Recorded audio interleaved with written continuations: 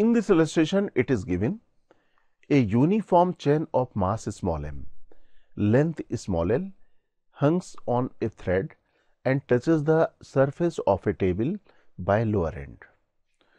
एक हमारे पास uniform chain थी. यूनिफॉर्म चेन का मतलब क्या हुआ? ऐसी चेन जिसमें मास यूनिफॉर्मली डिस्ट्रीब्यूटेड है.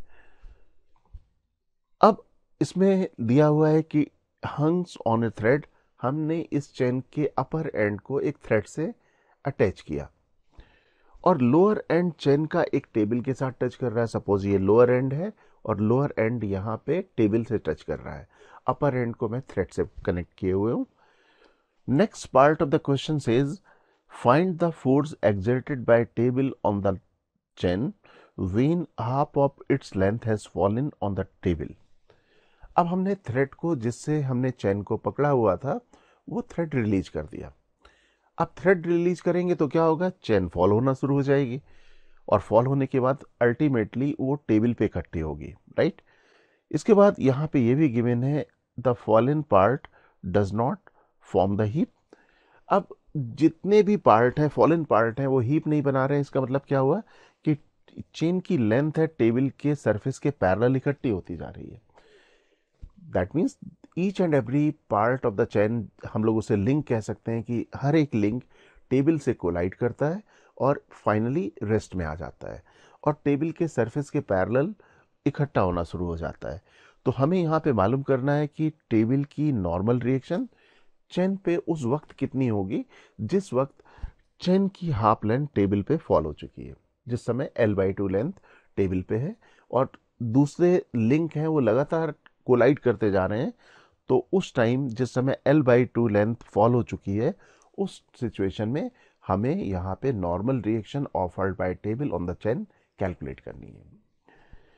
इस सिचुएशन में और प्रीवियस इलस्ट्रेशन में अगर हम लोग थोड़ा सा कंपैरिजन करें तो देखने में डायग्राम और क्वेश्चन की फ्रेमिंग ऑलमोस्ट सेम लग रही है.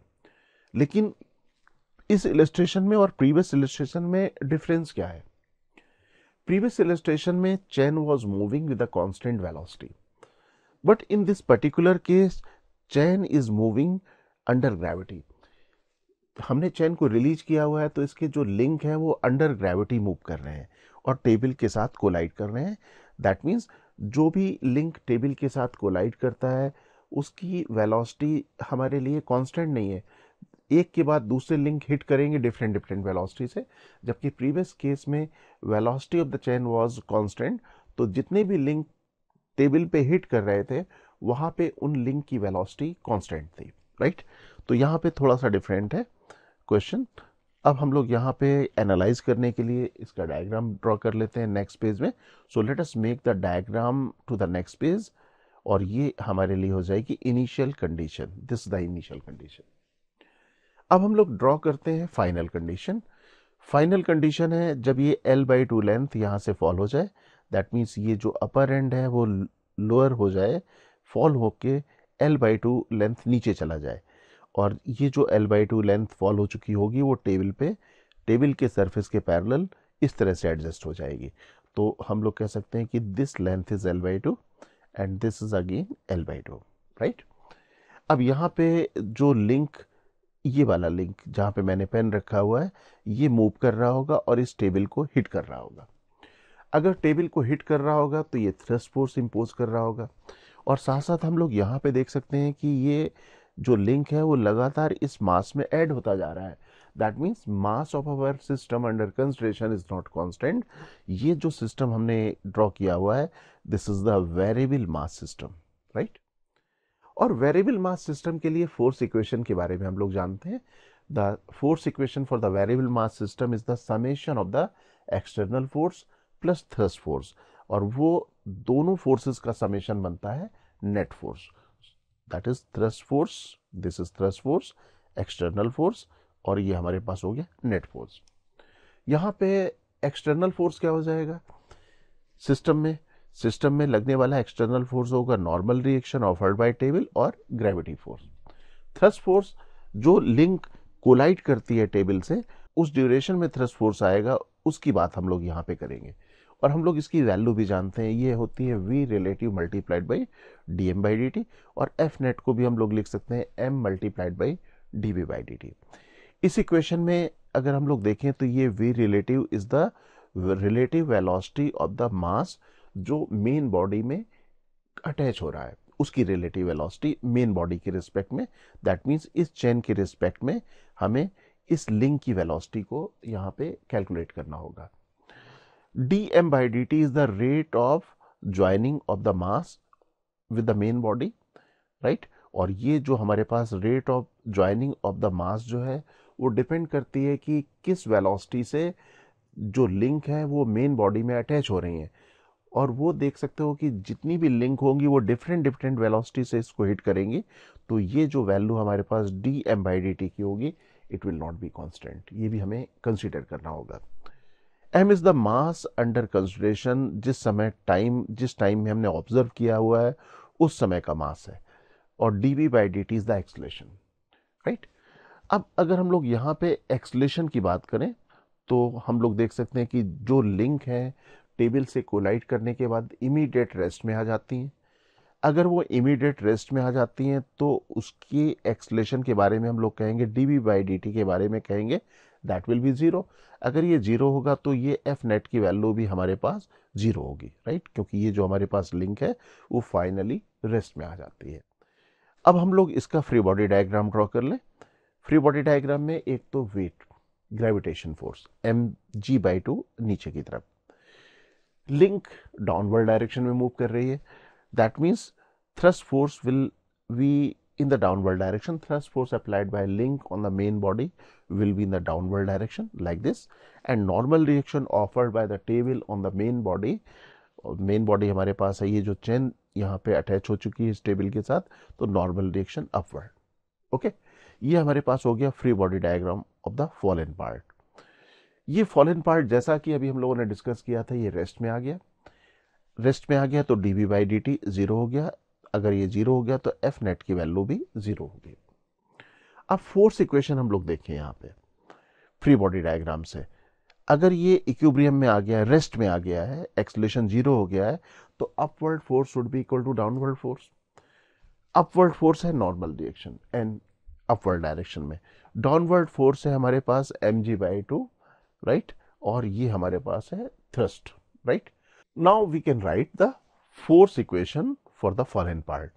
क्या हो जाएगी, mg/2 plus F thrust, right. mg/2 ये वाला पार्ट का वेट है, दिस वन, और एफ थ्रस्ट हमारे पास हो गया थ्रस्ट फोर्स। अब हम लोग थ्रस्ट फोर्स कैलकुलेट करते हैं। We know thrust force is equal to v relative multiplied by dm by dt। हमें अब ये कैलकुलेट करना है, v रिलेटिव भी कैलकुलेट करना होगा और dm बाई dt भी कैलकुलेट करना होगा। इस इक्वेशन को लिख लेते हैं नेक्स्ट पेज में। This is the thrust force v relative multiplied by dm by dt। Okay, अब हम लोग यहाँ पे dm बाई dt के बारे में, जैसा हम लोग पहले भी डिस्कस कर चुके थे, कि this is not constant. Why it is not constant? Because velocity of the link that is adding to the variable mass system is not constant. ये वेलोसिटी लगातार चेंज होती जाएगी, इसलिए हम लोगों को यहाँ पे इसे थोड़ा सा ध्यान से कैलकुलेट करना होगा। सबसे पहले तो हम लोग मास पर unit length of the chain calculate कर लें, क्योंकि mass is uniformly distributed over the length. तो लिखेंगे हम लोग lambda equal to m divided by l। Okay, अब रेट कैलकुलेट करते हैं, जिस रेट से mass is adding to our system, right, the rate at which the mass is adding to our system. कौन सा मास है? लिंक। अगर हम लोग लिंक की वेलोसिटी को मल्टीप्लाई कर दें मास पर unit length of the chain से, then we can find this rate dm by dt। तो dm बाई dt कैलकुलेट करने के लिए हमने मल्टीप्लाई कर दिया velocity of the link at the time of joining with the main body. Okay, अब हम लोग वेलोसिटी ऑफ द लिंक कैसे कैलकुलेट करें? हमें यहाँ पे मालूम है कि उस समय चेन फॉल हो चुकी है l/2 लेंथ, तो यहाँ पे जो लिंक यहाँ कोलाइड करेगी उसकी वेलोसिटी हो जाएगी √2gh, और जहाँ पे h की वैल्यू होगी l/2, राइट। उस समय की वेलोसिटी अब हम लोग लिख लेते हैं। इनिशियली हमने रिलीज किया था जीरो वेलोसिटी से, तो वेलोसिटी के लिए हम लोग लिखेंगे expression √2gh and h equal to l/2। तो this will be the velocity of the link at the time joining with the variable mass system. 2 से 2 मल्टीप्लाई कर दिया, ये आ गया। ओके, अब यहाँ पे v रिलेटिव की वैल्यू देके, जिस सिस्टम से अटैच हो रहा है वो रेस्ट में है, डाउनवर्ड डायरेक्शन को नेगेटिव ले लें। अगर डाउनवर्ड डायरेक्शन को नेगेटिव लेते हैं तो v रिलेटिव की वैल्यू हो जाएगी root g l minus zero, that is equal to root g l. और यहाँ d m by d t की वैल्यू तो कैलकुलेट कर चुके थे, तो अब हम लोग थ्रस्ट फोर्स कैलकुलेट करने की पोजीशन में है, तो रख देते हैं ये वैल्यू आ जाएगी lambda v square. Okay, lambda की वैल्यू हम लोगों को मालूम है एम बाई एल है, और वी की वैल्यू हमने कैलकुलेट की है यहाँ पे रूट जी एल। अब दोनों वैल्यू मैं यहाँ पे सब्स्टिट्यूट कर देता हूँ। ओके, ये देख सकते हो एल से एल कैंसिल हो गया, ये वैल्यू आई एम जी, और ये डायरेक्शन इसकी डाउनवर्ड डायरेक्शन में, क्योंकि हमारे पास जो लिंक मूव कर रही थी वो उसकी डायरेक्शन थी मोशन की डाउनवर्ड, तो m g in the downward direction. Now we can substitute the value of f thrust in this equation, right. यहाँ एम जी बाई टू से हमें एफ थ्रस्ट को ऐड करना है, तो यहाँ पे मैं ऐड कर देता हूँ, W M ji by two था, right, this is equal to 3 by 2 mg. This is the normal reaction offered by table on the fallen part, और fallen part की लेंथ कितनी है L by 2। तो जिस समय L by 2 लेंथ यहाँ पे चेन की टेबल पे आ चुकी होगी, तो उसकी नॉर्मल रिएक्शन, टेबल की नॉर्मल रिएक्शन होगी 3 by 2 mg। और अब देख सकते हो कि ये 50% ज़्यादा है।